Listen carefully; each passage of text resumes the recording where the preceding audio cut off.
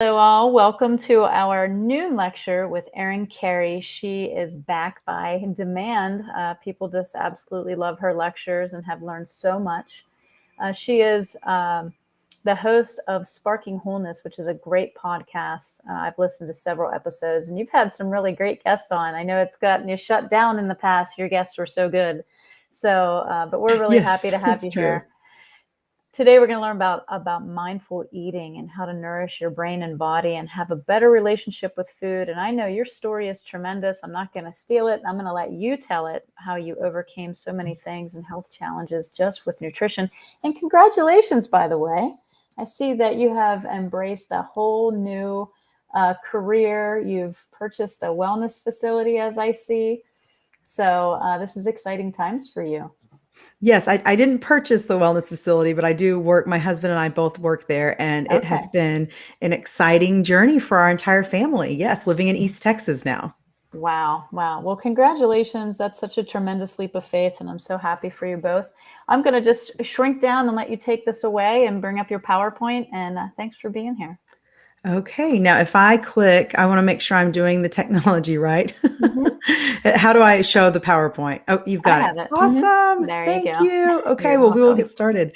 Great. Well, thank you so much. Anybody who is listening, who's watching this, I appreciate you taking the time. I know we are all so busy, but mental health is always important. I believe that everything starts with the brain. And if our brain is not regulated, nothing else is regulated. And we cannot make good decisions. We cannot function optimally, which is what we want, especially when it comes to food, right? So I've put together a little presentation that just brings some of my favorite topics, which are mindful eating and mental health nutrition. And I'm blending it all together to teach us how we can stop stressing about what we're eating and embrace nutrient-dense food in a way that is, again, not stressful, but is beneficial for our whole bodies, because anything that we're doing for our brain is going to impact our whole body health. So I am going to go to the next slide. It's going to take me a second to switch back and forth. All right, so these are the things that we're going to cover today. Number one is that your thoughts impact your nourishment. We can talk about how healthy we're eating and we can plan our meals, but when our thoughts are positive, when our thoughts are filled with gratitude, it really does make an impact on our inflammation as a whole and our stress levels, and it helps us to digest better. So I'm going to get into that in a little bit more detail in a second. Second, your nourishment impacts your thoughts. That's so important. So of course, it goes both ways because we know gut-brain axis goes both ways. So that's why I focus on both when we're talking about nutrition. I'm going to give you the best mindfulness practices for eating, and then I really, really want to dig into the 12 key nutrients for mental health and antidepressant foods. Yes, there are antidepressant foods, anti-anxiety foods, and I'm going to share those with you.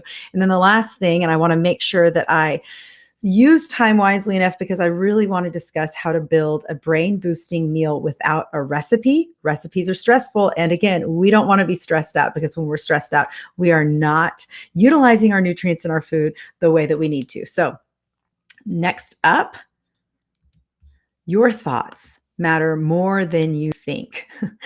And yeah, that play on words is intentional. Every single thought that you think is a chemical messenger for every cell in your body. And I explain this with every single person that I work with.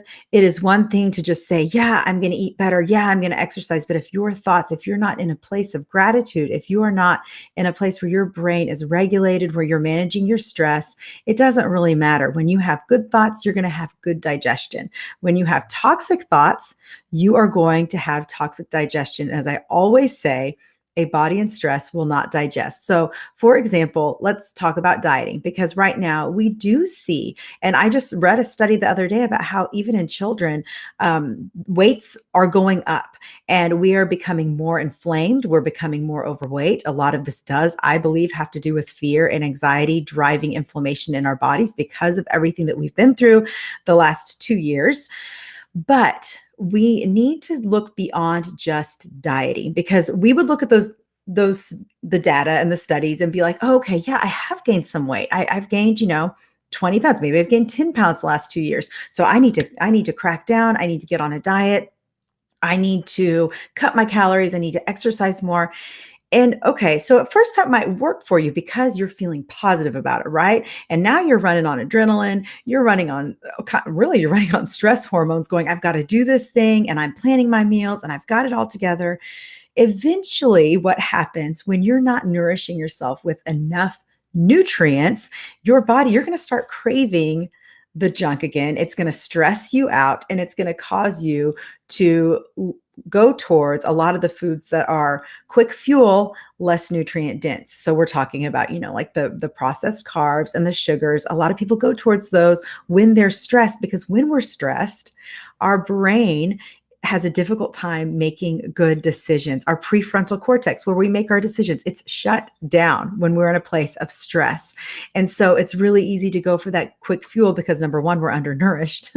And number two, we're stressed out. So a diet might work for a while and we might lose a little bit of weight, but eventually when we are just looking at restriction of calories, a lot of times we forget that we're not filling up on enough nutrients, and long term, it's not going to be balancing for our brain. And so there has to be another way. And so for me, the biggest thing that I try to encourage my clients to talk about, that I try to do with myself, and I didn't even give background, but I am a mental health survivor. The reason I talk about this is because I was diagnosed with PTSD, depression, and bipolar disorder all by the time I was 18 years old. And so I have to ask myself, how am I nourishing my brain today? How am I nourishing my brain? How am I nourishing my body? How am I nourishing myself? And that goes beyond just what I'm putting in my mouth. That goes into what thoughts am I putting into my head? What positive thoughts am I thinking? And I'm not just talking about like, think positive, but am I being grateful? Do I have gratitude? Am I sitting in stillness? Am I reading truth, things that are positive and uplifting for me? Am I spending time in meditation and in prayer? Because when that happens, everything else is much more nourishing. And I'm going to explain what that means. So we talk about you are what you eat, right? But I think it goes deeper than that. You are what you digest. You are what you absorb. You also are what you think about what you eat. So we all have heard about the term gut health and inflammation and how every disease starts in the gut, right? Well, when the gut isn't happy, nobody is happy. When you're thinking poor thoughts, you're increasing intestinal permeability. When you're thinking toxic thoughts, it leads to toxic digestion, as I mentioned before. And I think that that's really, really important to remember when we're talking about how we present food to our bodies. Are we accepting it with gratitude, or are we going, ooh, I don't know, I can't have that. That has this and this. It was probably made in this way and it has all these pesticides. And yes, it's important to be aware of what's in our food and how it's going to nourish our bodies. But the more we stress about it, again, it's going to lead to poor digestion. Poor digestion leads to inflammation, lack of proper signaling to the brain when it comes to neurotransmitters. Our neurotransmitters are developed in the gut. So when the gut isn't happy, nobody is happy. Your brain is not happy. Your brain is not receiving neurotransmitters that you need. So again, it's not just what you eat. It's what you absorb and you digest and what you can actually utilize. When you're in a place of stress, you're doing none of that. When you're eating a really heavy, caloric restrictive diet, that might not be happening either, because you might not be getting the nutrients that you need to feed your gut, which feeds your brain. Many of us are overfed. We've heard this 1,000 times probably. We are overfed and we're undernourished. So we're getting lots of food, but it's nutrient poor food. It could have to do with the soil. It could have to do with the pesticides. It could have to do with, we're tired and we're stressed and we're just going to eat some chips. I mean, there have been times in my life when I'm so stressed and worn down. I don't want to sit down and make a meal. I'd rather just open up a bag of chips and cope and numb out, because that's what's easy for me to do. And if that's where you are in your life, I'm so sorry. I empathize with you, and it's okay to give yourself grace for those times where you're just caving in. But again, it starts here. And sometimes it starts in the gut as well, right? It starts with both. What are you putting into your mind and what are you putting into your body? And these mechanisms that we fight so hard against, they aren't signals when we're talking about anxiety, depression, when we're talking about even emotional eating, overeating. These are not signals that your body is broken. It's not a signal that your brain is broken. It's a signal that your body is protecting you. And a lot of, even if we look at inflammation, right? We talk about inflammation as if it's this, oh, it's this horrible thing. And it definitely can be low grade over time as it adds up. But inflammation is a protective mechanism in the body. You're injured and your body is becoming inflamed to repair. The problem is that we continue to injure our bodies through our thoughts, through the food that we're eating, which is what the two focuses are today. There are many other ways that we can injure our body that just capitates the environment of inflammation. And so we never have a break. So again, if you're stressed, you're not digesting, you're not absorbing your nutrients. And again, if you're like thinking, well, I'm just going to cut back on my food, I'm going to eat this calorically restricted diet, that might leave you with nutrients that you really need to continue to make better decisions with what you're eating. And we're going to get to that in a second. So I really want to get to briefly just what are mindfulness practices when it comes to mealtime. What are ways that we can be mindful, we can slow down so that our bodies are optimizing digestion, because we have to be able to receive nutrients from our food. The number one thing is we are eating way too fast. Some of that started in school because we were given 20 minutes to eat, but we also wanted to talk to our friends. So we're used to just going really fast. Some of it, a lot of us are working from home. And so, man, if I can eat while I'm working, I'm getting two things done at once. More is better, right? That's the American way. And that's not the case. So slow down, take a deep breath before you eat, chew your food. I think I heard it said that some people only chew like 6 times. And part of that has to do with what we're eating. French fries, I mean, I don't even know if you need to chew them 6 times, they go down real easy. So chew your food, activate the digestive enzymes that you need to break it down. It's really important. The other thing about chewing is it's so important because the less that we chew, the harder our GI tract has to work. So if you're only chewing 5 or 6 times, now you're just telling your body, you got to take over from here. And so some of us, we have all sorts of uncomfortable GI symptoms because we're not chewing our food long enough. And again, coming from a place of gratitude is so, so important. There's a reason that historically we pray before meals. And sure, a lot of that could be just honoring, what we have been provided and being grateful for what's been provided for us and being grateful for the people who put it together. But some of that is just, wow, it's a time to calm your mind and get your body into that rest and digest state. It's called rest and digest for a reason, right? Consider quality over quantity. That's really important. Again, we rush so much during the day that by the time we eat, we are like, okay, well, I've got to go through, I'm in Texas. We have Whataburger here. I'm going to go through Whataburger and I'm going to get a number 1 and I'm going to get an extra large, upsize it, whatever you call it. I don't even know. Get a big Dr. Pepper, again, another Texas thing. And I'm just going to eat that really fast. And yes, you can eat 1,500 calories, 2,000 calories in less than 10 minutes. But your body needs a good 20 minutes for your gut to tell your brain, I am full. So we can order food fast, we can chew it fast, and we can be done and move on with our day. But it takes your body so much more time to acknowledge, oh, I received some nutrients, I received food. So slowing it down makes such a big impact in how your body digests and absorbs food and how your body utilizes nutrients. So again, quality over quantity. I can eat, going with that Whataburger example, I can eat a number 1 from there in 10 minutes. I will be hungry 30 minutes later. No lie. And the reason that is because I am not getting quality nutrients. And so I think that that's really important too, is just be aware. Do you feel full? Some of us don't even know what that is. We don't know what it means to feel full. We don't know really what it means to feel hungry, like a good, reasonable hunger, because we go too long until we're really hungry, or we eat just because it's there. We eat because it's out of habit. But tune in with your hunger signals, and slowing down to enjoy your meals can really help to realign those hunger signals that are so, so important.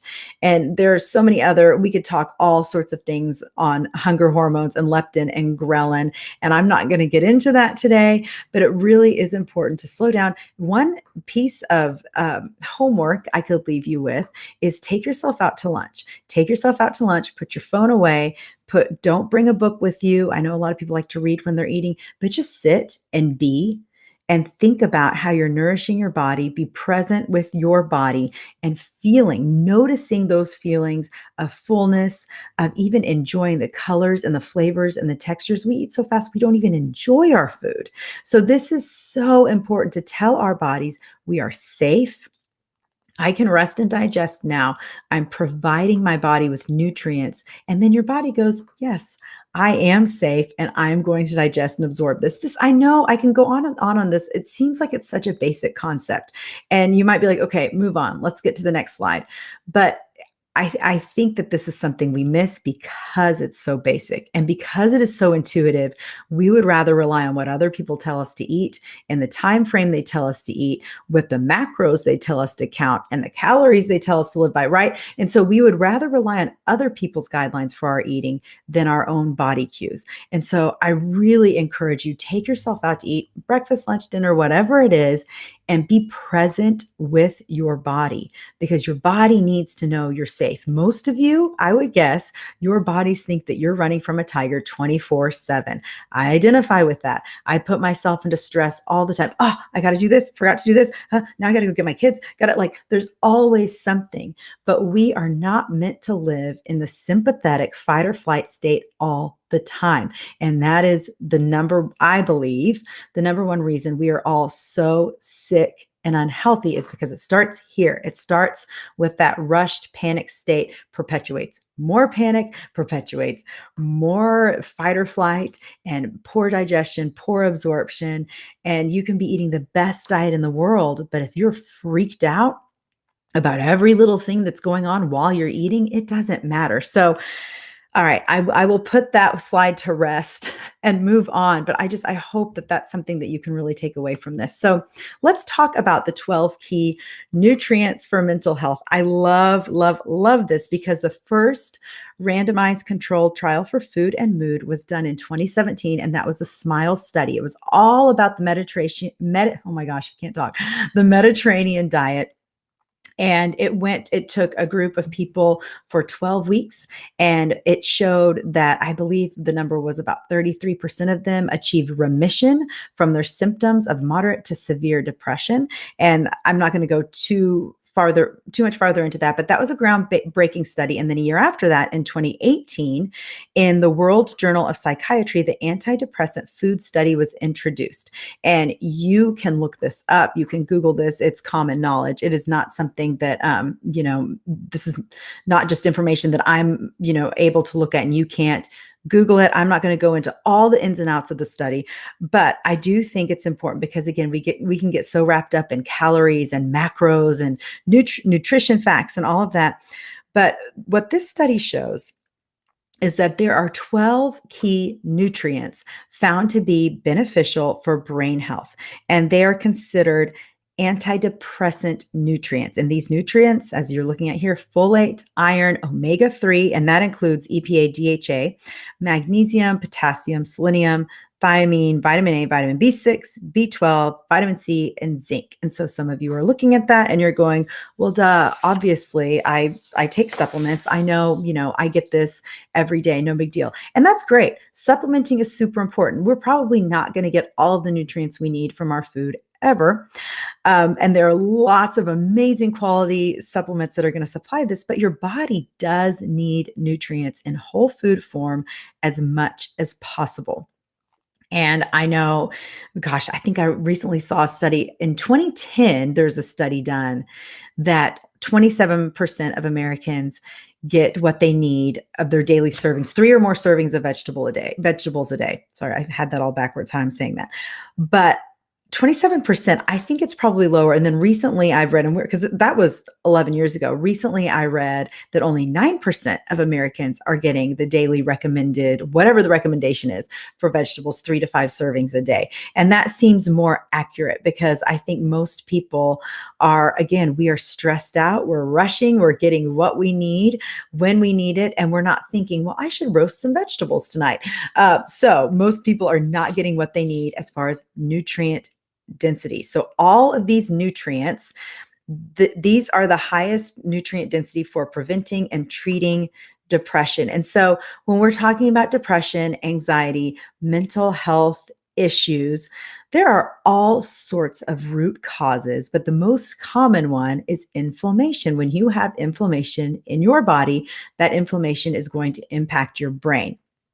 So again, all of this research is telling us that brain health issues are inflammatory. Well, we also have a lot of research showing that most chronic diseases are inflammatory at the root. So anything that you're going to do for your brain, this is why I focus on brain health. Anything that you're going to do for your brain that's anti-inflammatory for your brain can be beneficial for the rest of your body. And I mean, again, just looking at some of these items here, I know, first of all, that omega-3 fatty, know that that's beneficial for brain health. But did you know that omega-3 fatty acids, zinc, and magnesium all promote the expression of brain-derived neurotrophic factor? And I love talking about brain-derived neurotrophic factor because this impacts neuroplasticity. This is where your brain isn't stuck. You can change your brain. You can grow your neurons. You can help to improve the functioning between synapses. That's many people are on prescription medication to improve activity between synapses in your brain. But we also know that many of those medications deplete these nutrients that we need for brain health. And so like SSRIs, they deplete us of B vitamins. Well, what do we need for mental health? We need B vitamins. We need vitamin B6 and B12. And so I am not telling anybody to go off, and never, ever, ever will I ever say just go hop off your meds, because that's actually super dangerous. It's one of the most dangerous things you can do if you're not under the care of a practitioner. But I am saying that if you're on a medication, and not just antidepressants, but many of our commonly prescribed medications deplete us of these very things that we need for mental health. So when you consider that, let's just think again. I'm in a stressed out state. I am a mom. I have 3 kids. I have 1,000 different things that I do for work. I also have a husband, and I have to pick up my kids from school and take my kids to school. And then I need to fix dinner, and I have like all these. Oh, and then I want to also work out, because working out's important. I have these things that I'm doing all the time. We need these nutrients for functioning. But when we are literally running from a tiger every day, right? Okay, figuratively, I know it's not literal, but your body doesn't know the difference. Your body doesn't know that you're not running from a tiger. Your body just says, we are stressed and we are in flight mode, fight or flight or freeze all the time. Well, when you're doing that, you're probably using up all of the nutrients you need to function. And so again, since we're going to be burning through those B vitamins under stress, we need to be supplementing. So let me get to where this shows up in food. All right. So what I did here is I took each nutrient and I looked at the highest density of nutrients in food. And so, like, for example, folate, leafy greens. We know we can find a huge amount of folate from our leafy greens. And so by leafy greens, I'm talking spinach, I'm talking kale, I'm talking Swiss chard, all of those things that we typically, it's not our go-to. It doesn't you can't just crunch it and go, I'm going to have a handful of spinach. If you do that, that's amazing. I'm impressed, but it's not really a go-to. So, but that is a really high concentration of folate, and we have to have folate for neurotransmitter function, for methylation, for all things, right?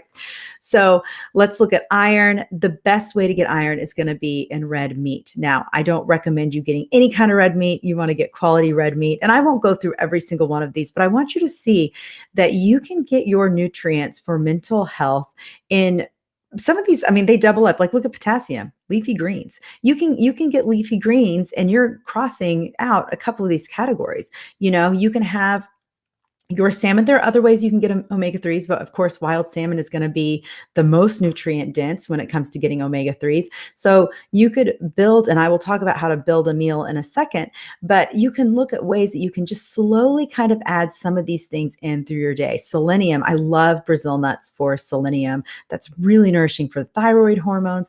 And so you could just have like 3 or 4 Brazil nuts a day. Okay, check. That's just one other thing I can do to nourish my body. Again, I'm not telling you to cut out sugar. I'm not telling you to cut out anything.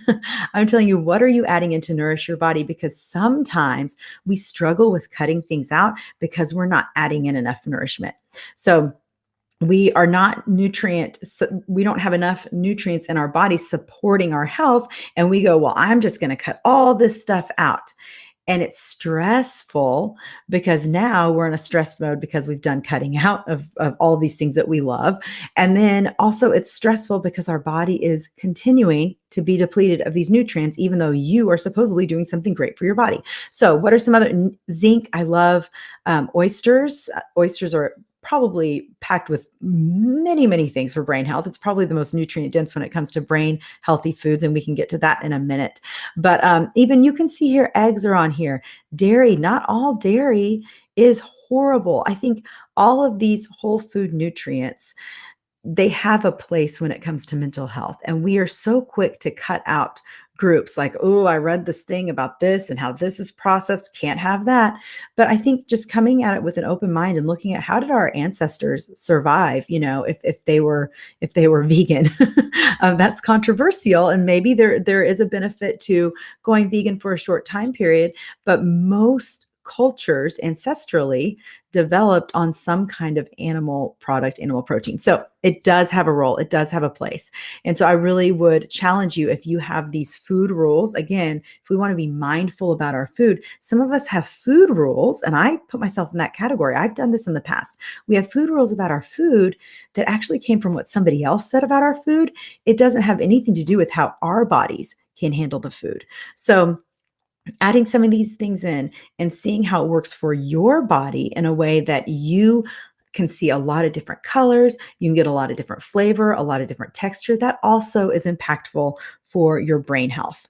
So I'm going to move on to the MVP list. These are the top foods. If I could encourage you to include these 8 things on a regular basis, I think that you would be receiving your nutrients for your brain in a way that you haven't before. I think that you would really be ahead of the game when it comes to brain health.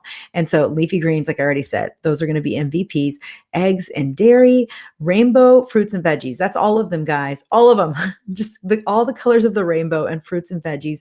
They contain so many important phytonutrients, and your body recognizes that as food. Many of the things that we put into our body doesn't even recognize as food. So it's a stressor. It is stressful to receive products with canola oil. Your body's like, what? Do not get this. This does not compute. So thinking about these whole food sources, nuts, beans, and seeds, again, you want to debate lectins? We could go there. I know there's not everything is going to be great for everybody. I am just looking at 12 key nutrients for mental health, and these are the 8 foods that probably contain the most. Seafood is another thing. Fermented foods. We don't eat a lot of fermented foods in our culture. Every culture, it seems like, has some form of fermented foods, and we have kombucha that's like 20 grams of sugar, and I don't know if that really counts. So looking beyond the fancy kombucha, look towards sauerkraut. Kimchi is fun because it's real spicy. I love sauerkraut with eggs, by the way. If you haven't tried it, you can put it on a salad with leafy greens. That's another good way to enjoy sauerkraut. And it's something just to get used to and try. Meat, different forms of meat. Again, I'm going to say quality is always going to be better here. And then I threw dark chocolate on there because who doesn't love dark chocolate? It's a huge, huge antioxidant rich food, and it's comforting and it makes us feel good. I will say that a lot of people, they have dark chocolate before night and it can disrupt their sleep. So just keep that in mind. But we will move on to the antidepressant food score. I love this. This is really, let me find my piece of paper here that has, hold on one second. the antidepressant food score. I love this. So this is where we have the percentage score ranking the nutrient density of 12 of those 12 key nutrients and how they show up in food. So many of the foods that have a high antidepressant food score, they're not commonly eaten as part of our Western diet. We eat the standard American diet, and we're not getting all of those foods that I showed 2 slides ago, right? So again, the majority of the United States, people in the United States, we are not getting the daily recommendation for vegetables. Like I said before, 2010, they did a survey that showed 27% of Americans ate 3 or more servings of veggies a day. But then I recently read that's closer to 9%. That seems more accurate. So if we think about food as medicine, and if we think about, even, and not just food as medicine, food is so much more than that. Food is about comfort. Food is about flavor and texture and enjoyment and pleasure. And that's a great thing. But when we think about that, we are not finding that we're receiving pleasure from our healthy food, because we're like, oh, but I don't want to eat healthy food. I know food is medicine, but I don't know how to make it. It doesn't taste good to me. And so I just want to reframe that, because when we're putting enough variety on our plate, and by variety, I mean variety of textures, variety of colors, variety of flavors, when we are keeping enough variety in our food, in our diet, it does seem to be more satiating. And even when we receive enough flavor combinations, our tongue receives that and sends a signal to our body of, oh, I've had enough. The problem is that most of the foods that we eat, they have been chemically processed to be addicting. There are people spending billions of dollars, right, to make foods addicting to us so that it hits this pleasure point and it tells our brain, well, I should be done, but we keep on eating it. And so you're not going to get that in natural foods. I don't know anybody who's ever said, I just could not stop eating liver, beef liver. I couldn't stop. Once I started, I had to have more, and it's not the case, because it is so nutrient packed. You're going to receive the amount that you need, and your body's going to go, yep, I'm done. So just even that might be a good reflective question. If you have a food that you're like, oh, once I start eating that, I can't stop. That's a good indicator. Like, what is that actually? My question would be, what is that actually doing for you? If you can't stop, does that mean that you're not even getting the nutrients that you need? And so your body continues to consume the French fries thinking, I'm going to pull nutrients from this. I'm going to pull, but you can't, and so there are all sorts of other things that go into what makes a food, quote, addictive for us. And there are all sorts of neurotransmitters and brain function, and even just the chemical composition of food that comes into play to make it how it is. And so I'm not going to get into all that, but just from a basic intuitive level, it is really hard to overdo it on, I'm looking here at this list here, watercress, right? I've never heard anyone say, oh, I just can't stop eating watercress, because naturally your body has a stopping point when it comes to these foods. When we're talking about these other foods, whether it's the French fries or pizza is a big one that it's like, I call that my gateway drug of foods. If I have pizza, I can't seem to stop. And it's like, number one, my body is getting the casomorphin, the gluteomorphine, right? That's important. That's like a drug for my brain. But number two, I don't know if I'm getting the nutrient density that I would get if I made a meal at home that contains a good protein, a vegetable, a healthy fat. It's just not going to happen. Okay. So these antidepressant foods, they were separated into two categories, animal foods and plant foods. And so as you can see here, oysters are at 56%. I think that's crazy, because again, oysters is not going to be a lot of people, that's not your go-to.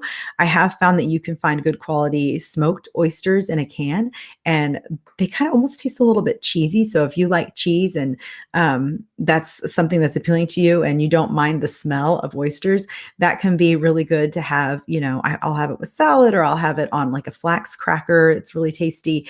But oysters, start incorporating oysters. I'm going to give percentages. I didn't write them up there, but liver and organ meats, that's a tricky one. That's going to be a tricky one to consume. That might be something where you might want to get desiccated liver in capsule form. That might be more beneficial and more realistic for you and your lifestyle. But that is going to be 18 to 38%. Poultry giblets. Did I even say that right? Because I don't, that's not a thing that I go for. Now, Thanksgiving, my brother makes a giblet gravy. Shout out to my brother who makes a giblet gravy with turkey giblets.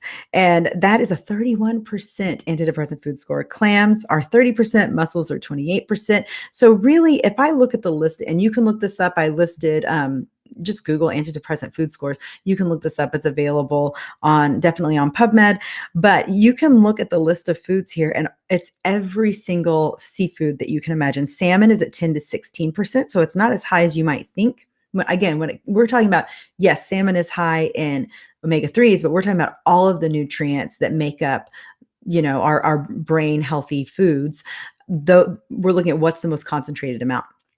So looking at the plant foods, plants are more nutrient dense, more antidepressant, in looks than animal foods. And that doesn't mean to go vegan, again, because there is a place. We are going to get complete B vitamins from animal foods. We are going to get omega-3s in a better, more absorbable form from animal foods. So there's definitely a role that animal foods play. But look at watercress, 127%, so many nutrients in such a small, tiny thing that you're not even thinking about adding into your diet. Spinach is at 97%. Mustard, turnip, beet greens are at 76 to 93%. Swiss chard is at 90%. Oh, lettuces is at 74 to 99%. Fresh herbs is at 73 to 75%. So a lot of times we don't think about cilantro, basil, parsley. We overlook them. We don't think, well, I'm just going to add this to my salad. But imagine if you had a salad, because salads get a bad rap, right? Like when we think of salads, we think about dieting and we think, this is just not whatever, it's rabbit food. But green vegetables are extremely nutrient dense for such a small thing. But I also want to remind you that you want to consume with a healthy fat, like extra virgin olive oil, because that's going to help you absorb the fat soluble vitamins that are present in the green vegetables. Also important to note. So, and we'll get more into, I'm about to get into making recipes or making food without a recipe. I'm about to get into that. So hold on. The other thing I will note, it's not on here. You can look it up on the list. But when we're talking about fruit, one of the top fruits with an antidepressant food score of 31% is papaya. Who thinks about adding papaya? And we don't really get good papaya here in the US. Central America is where I have found the best, most delicious papaya. But if you can find a good papaya, that's 31%. So it is really packed with nutrients. Lemon is at 31%. What if you just started your day with a glass of lemon water? You know how many health gurus talk about that? You don't do it. These are things that we're told, but it's too simple. We want to do the hard things. We'd rather go on the diet where we're planning out our macros and counting our calories. Again, there's nothing wrong with that, but we don't think about, what if I just added in a few of these things a week? What if you played around with watercress? Play with your food. What if you added spinach to chili? It's chili season, y'all.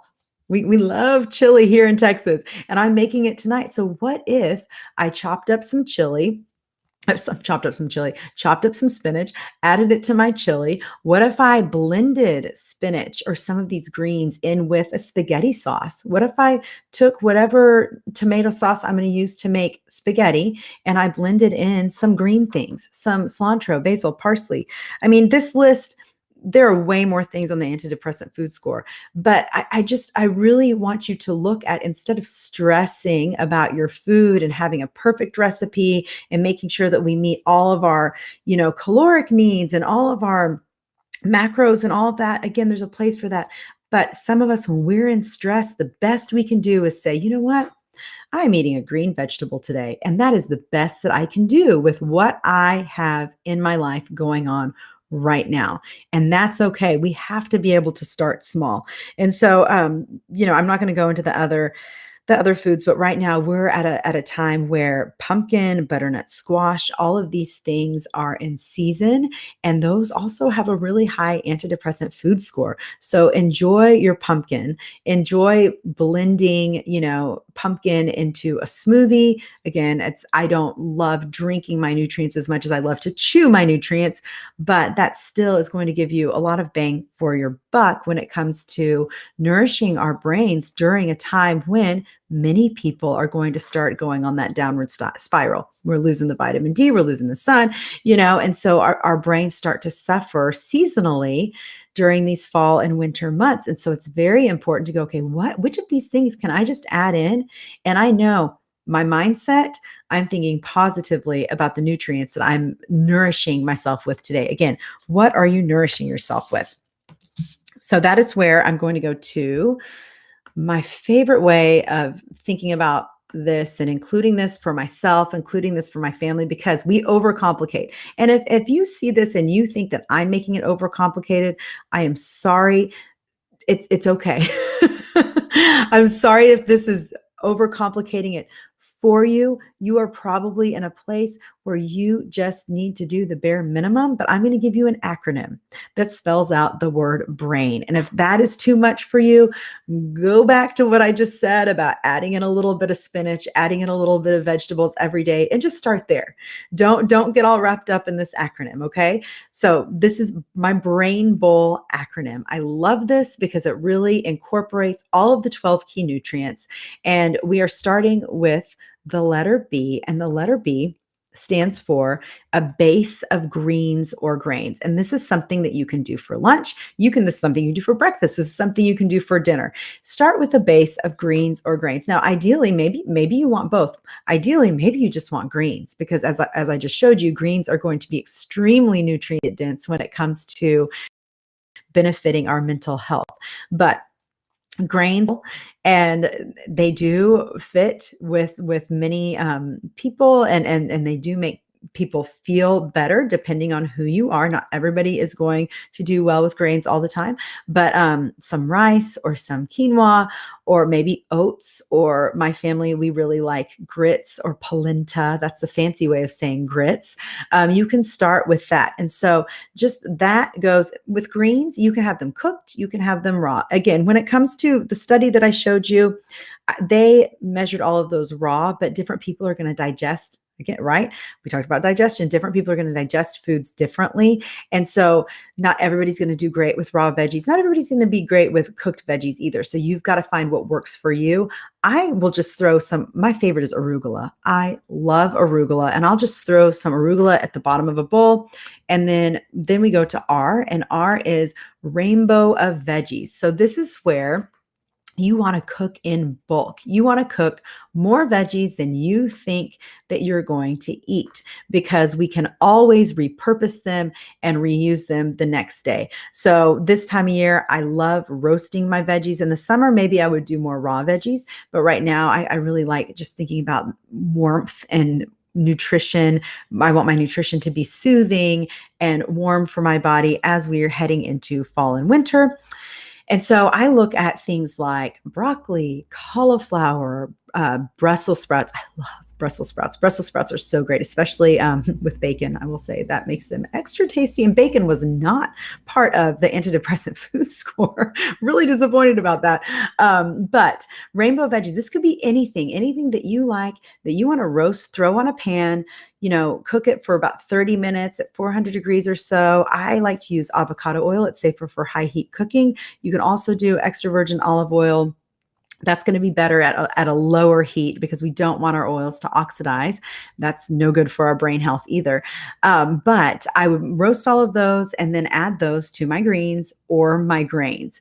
And I try to make it as colorful as possible, because that makes me happy and that's pleasing to my eye, which also is pleasing to my taste buds. And then we go to A, which is add protein. And with protein, we could add salmon. As we just saw, salmon is one of the most nutrient-dense foods that you can add when it comes to your mental health. So salmon, you can add chicken. You could add some sort of grass-fed beef that you like, whether it's grass-fed ground beef or steak or, whatever it is, you add your protein and just make sure that it is, a better quality. That's always going to be important. And then the I is include seasonings and sauces. Ideally, you're going to include this in the cooking process. When I roast my vegetables, I always include garlic. I always include a little bit of onion, either onion powder or just sliced onions. Great prebiotic. And then garlic is a great one that helps to boost glutathione, which we all need so much right now. But garlic, onion, I usually do something spicy, like a little cayenne or paprika or a smoked paprika. Those are some of my favorites that I go to. Of course, salt. I choose the pink Himalayan salt. I think that has there are a lot of really great things about it as far as minerals go.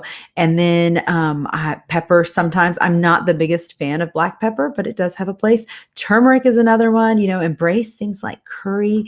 I have a hard time getting my family on board with curry, but if your family loves curry, go for it. So all of these seasonings can make your food more flavorful, which of course is going to let your body know that you're getting different nutrients, herbs. Again, like I mentioned before, cilantro, parsley, rosemary on roasted potatoes, one of my favorite things. And rosemary has a ton of brain boosting benefits. And so include the herbs, the seasonings, sauces. When it comes to sauces, I have no affiliation with this brand, but I really like the quality of Primal Kitchen's brands. So, if you're talking about a quick meal to throw together and you don't have any time, you want to use your slow cooker, I'll throw in some chicken breasts with a Primal Kitchen's barbecue sauce and just let that sit in the slow cooker for 6 hours or whatever. You don't really need much more seasoning than that. And then you can add that to a bowl. And I like any of those Primal Kitchen seasonings, but you can also make your own. You can make or sauces. I'm sorry, it's not a seasoning, it's a sauce. You can make your own. Just look it's easy to look up, how would I, or play with it, use like coconut aminos. And I'm trying to think of other things that we've done before. Dijon mustard, that can be really good to season up or to flavor up some meat that you're going to cook, whether it's grilling or roasting or whatever it is, or air fryer. Air fryers are good for when you're trying to do something in a hurry. Maple syrup. I know that is sweet. It is sugar. I understand the controversy, but organic maple syrup does have a place. So does honey, especially when we're talking about raw honey. That can be very beneficial. So adding that, to some salmon, to marinate your salmon in that, cook your salmon in that with chili powder, cayenne, that can be something that is just another way to make your food flavorful. You want your food to taste good. We want to eat healthy food that tastes good and is nourishing for us. Otherwise, we're just going to order a pizza because we're making some flavorful sludge that doesn't even taste good. So play with it. Include whatever seasonings that you like. We're big on salsa at my house. We usually get a different kind of salsa every week just to try. And you want to check your ingredients and make sure there are no oils in there. We have found that there often can be canola oil or soybean oil in many commonly used salsas, which is just unnecessary. But you can use that and add that to your bowl. You can, I could go on and on about that. But I'm going to move on to N. And N is nuts, seeds, or other fats. And this is fun because this adds that texture. This adds that crunch. So you can use pumpkin seeds. You can use chia seeds. You can use peanuts, slivered almonds. And yes, peanuts are legumes, cashews. Those can be controversial for some people, but they can be very tasty in a brain bowl, especially if we're just trying to create new ways of adding flavor to our food that makes healthy food taste good. And then other fats. So this is where I would include something like guacamole, avocado. That's always going to top off brain bowls in my family. So a common brain bowl, I'll just give you an example. Something we do a lot in our house is shrimp and grits. And we do shrimp and grits in a very different way. We have tomatoes, we have bell peppers and onions and garlic. And we actually use scissors to cut up arugula or spinach in just tiny pieces. It works great. And we top it with that. And then it looks pretty. Or parsley, cilantro. And so instead of just shrimp and grits, it is a super fast meal where we're just throwing together just about everything in our refrigerator. And this is where I would do a kitchen clean out too. Just going, what do we have left over? So say you get your groceries at the beginning of the week or over the weekend. By the end of the week, you're like, well, gosh, I have a potato left over. I have a sweet potato. I have this random bell pepper. I have an onion. You're thinking about all these random things. We usually have leftover vegetables in our refrigerator at the end of the week. This is what you would do. Throw it all together. I have never met a vegetable that doesn't get along well with another vegetable. They're all very good friends and they all taste great together. And so I really, again, if we're talking about mindfulness when it comes to our food and getting out of the recipe mode, getting out of the diet mode, let's think about what can we do to add in nourishing food that we know is packed with nutrients for our mental health. Because the more that we can nourish our brain, the more we will continue to make good decisions about the food that we're eating. The more that we'll be able to go, I really, I love that Starbucks pumpkin spice latte, but I'm not really going to feel that great after having it. So I can make a smoothie with frozen cauliflower rice and pumpkin puree and pumpkin spice and maybe a little protein powder, maybe some almond or coconut milk. And then I'm getting, the same flavor, but that's something that's going to be a little bit more nutrient dense, thinking about maximizing our nutrients. And so I love talking about brain bowls. There are so many other different examples. We can do salmon. Salmon, you know how easy salmon is to cook? It took me forever to realize this. All you do is you hit broil in your oven, you put salmon in for a good 8 minutes, and it's done. I don't like overcooked salmon. I actually err by undercooking my salmon. But that's just add some seasoning, add some, I really like pesto on salmon. Throw some pesto on top of your salmon with some, maybe lay it on some oil so it doesn't get stuck. But then throw it in the oven and broil it for under 10 minutes. Well, now you can add it to rice. You can add it to broccoli. You can add it to just play with your food. Think about colors, flavors, textures, nutrients. We're not talking about calories. And once we can balance out, you might find that you're eating lower calories. Just without even thinking about it, you might find that you're not requiring as much as you thought you needed because you're filling up on nutrients, and that's okay. So those are my biggest things. And the last thing I'm gonna share. Oh, here's a picture. I thought that would be helpful. This is just something we did not long ago. It's fresh corn that we grilled, and some grilled meat that we had is not roasted, sauteed, bell peppers, onions. I think are on there. Let me think what else is on there. It looks like there's some red bell peppers as well. Every color counts. Every color is important. And arugula, because like I mentioned before, that is one of my favorites. And I threw it together. This is not for, the super picky eaters. You might want to work up to it. You might have your, items compartmentalized for a while. But for me, I just throw it all together. And I like that I am getting so many different flavors and so many different colors. And it tells my brain, you're safe. You have food, and you have food that's good. So you don't need to go out and go crazy at whatever fast food place, because you're receiving nutrients. And even just the time that I take to put that together tells my brain that I'm in a safe place. I think sometimes even just slowing down and preparing our meals, that does a lot for our digestion as well. All right, so where do I go from here? Start small. Making any kind of change is stressful. Again, a body in stress won't digest. I will say that 1,000 times every time I get a chance to speak to people, because it's so important.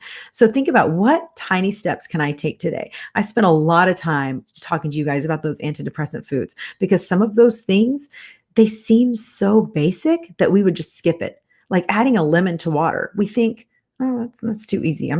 That's not enough. I need to, I'm an American.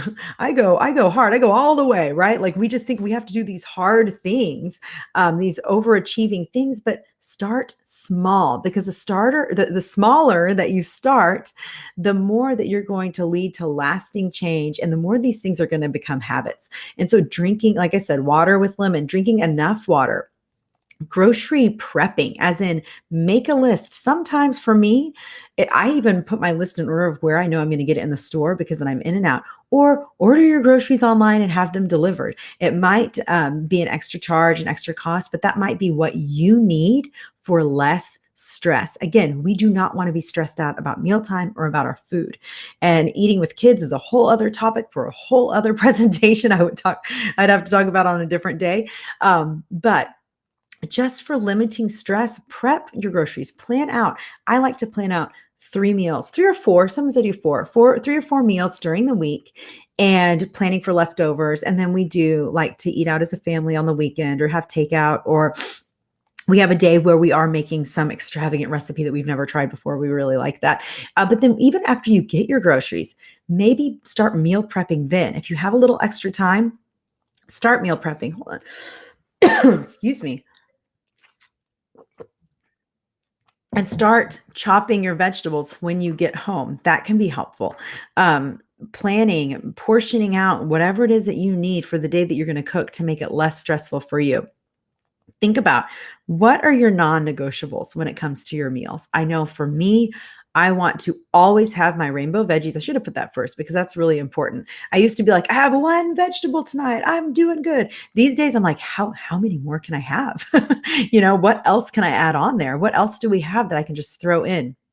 So have your rainbow veggies, have a good quality protein, have a healthy fat. I never have to encourage anybody to eat carbs because we do that naturally. That's going to be a go-to when we're stressed. And so whatever carb that you like, that you want to include, that fits well. When I'm saying carbs, I mean grain carbs. We're obviously going to get carbs from vegetables, but whatever works for you and your body and your needs, include that as well. But my non-negotiables every day is I try to make sure that I have a healthy fat, rainbow vegetables, quality protein. The veggies are going to help be a strong fiber content. But that's really where I start. And so if all of this was overwhelming to you, and I'm trying to simplify as much as possible, just remember that your thoughts about your food matter. And so if you are going on a super restrictive diet and you're thinking, I'm doing this for myself, it's going to be great. Maybe for a while it will be. And maybe, those positive thoughts about the super restrictive diet that you're going on are going to carry you for a little while. But at some point, if you are nutrient depleted, you're going to start craving the same old, same old. So load up on your nutrients. Be mindful, be grateful, take your time. I know that's something I have to remind myself of all the time. Is to slow down, chew your food, allow for resting and digesting. We don't do that. We stay too long in the sympathetic fight or flight state, and we don't give our bodies recovery time. So allow for that. Make sure that your body works so hard for you. Your body needs to know that you are safe. When your body knows that you're safe, your body will be even more on your side than it already is. Remember, even those negative, unpleasant symptoms is just your body sending out alert signals. Your body's always on your side. But when your body knows that you're safe, that's when your body can really optimally function the way that it was intended to function. And so I will just leave you with that. If you want to contact me, my website is sparkingwholeness.com. I have quite a few. My food pictures are not great. I'm not a food photographer. So, don't judge me on that. But I do have a lot of recipes on there that are easy, that I like to just throw together for my family. We have a lot of, I would call them frequent flyers, meals that come up often throughout the month, just because it's easy. It's something I know to do. You can listen to my podcast, Sparking Wholeness. As Tracy mentioned in the beginning, I have had some controversial guests. I've had some, everyday run-of-the-mill guests, but I try to add variety there for people who are just wanting to increase knowledge on holistic living, holistic health, and whatever that looks like for you. And then my Instagram is Sparking Wholeness, and my Facebook is Sparking Wholeness Integrative Nutrition. So if you have any questions, let me know. I'm always available to chat with people. You send me, slide into my DMs and I'll talk to you. I love meeting new people, but I feel like I rushed the first part of the presentation. I hope it wasn't too rushed, but I really feel passionate about making sure that our brains are nourished with what they need, whether it's thought-wise or food-wise. Yeah, absolutely. That was great information. Thank you. And we really enjoyed having you back. People are saying such great information. Thank you, Erin. So thanks so much for being here and sharing all of your wisdom and knowledge and just your personal journey, because I think the me stories are very powerful. Yeah. I didn't share enough about that this time, but it's definitely, this is life or death, you guys. We're talking about our mental health. It's life or death. I don't ever want to be in the dark pit of depression or the soaring highs of mania ever again. Right. That's a scary place to be. And so I have to play offense. I don't play defense with my mental health. And so I hope that that's a key takeaway for people who are listening as well. You have control. Yes, you You do. can control what you put in your brain and what you put in your bodies. Amen. All right. Well, thank you so much, Erin. And thank you, Thank everybody, for you. joining us. Get in touch with Erin if you like, and she can help you with recipes. Go check out her website, Sparking Wholeness. Great podcast, too. Thanks, everybody, for joining us today. And we'll see you tomorrow when we're back here bright and early at 8:30 a.m. with our morning commentary. Go to the World of Wellness, Weiner Wellness Center, and get your deep discounts on all the products in the